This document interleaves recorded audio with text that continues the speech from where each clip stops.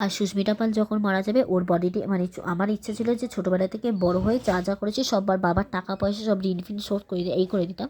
ওটা ভালোবেসে আমি গিফট করলাম, ওটা ঋণ শোধ করা না, ওটা ভালোবেসে আমি গিফট করলাম।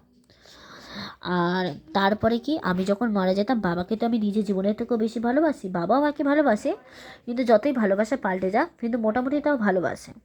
সময়ের সাথে পাল্টে যাক, এক সময় একটা ভালো তো বাসত। সেই কারণে মানে বাবা যেই ভালোবাসাটা বাসত নিজের দোষেই সব কিছু হারিয়েছে।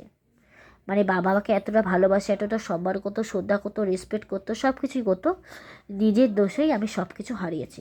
এর জন্যে বাবা দায়ী না। তখন ছোটো ছিলাম, অতটা অভিজ্ঞতা হয়নি, মানুষের তো বয়সের সাথে বড়ো হয় না বা অভিজ্ঞতা হয় না, সেটা আমি মানে নিজের ভুলটা বুঝতে পেরেছি, ওপেনলি স্বীকার করে না।